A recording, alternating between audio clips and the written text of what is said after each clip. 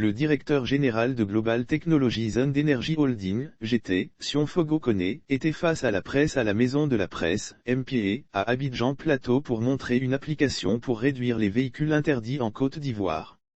Il s'agissait pour Sion-Fogo Kone, le jeudi 13 janvier 2022, à la Maison de la Presse, de présenter à l'opinion nationale sa nouvelle plateforme dénommée « The Historic ».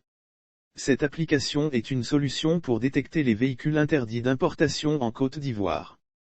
Ce sont des véhicules qui ont atteint un plus de 5 années d'utilisation.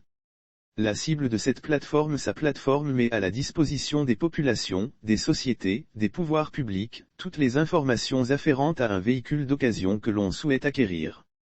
Nos rapports comportent tout ce qui est accident majeur. Nous avons décidé de permettre à tous les usagers, acheteurs, revendeurs, assureurs, de savoir la provenance du véhicule et qu'est-ce qui a été comme sinistralité sur le véhicule. Les fonctionnalités qu'on a implémentées dans V-Historic, ce sont des rapports des véhicules importés des Amériques, des véhicules venant de l'Asie. Nos rapports comportent tout ce qui est accident majeur. On a aussi les rappels de sécurité, les réparations qui ont été faites sur le véhicule depuis sa sortie d'usine. A-t-il expliqué.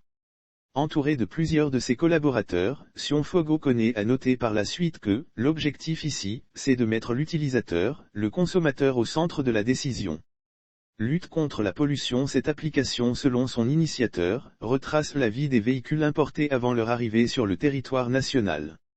Ce nouveau système digital contribuera à aider le gouvernement dans sa politique de renouvellement du parc automobile ivoirien.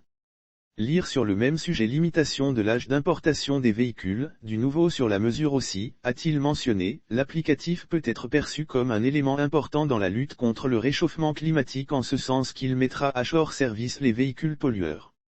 Les épaves, il ne faut pas qu'elles entrent en Côte d'Ivoire. Le réchauffement climatique est une réalité. A fait savoir Sion-Fogo Kone.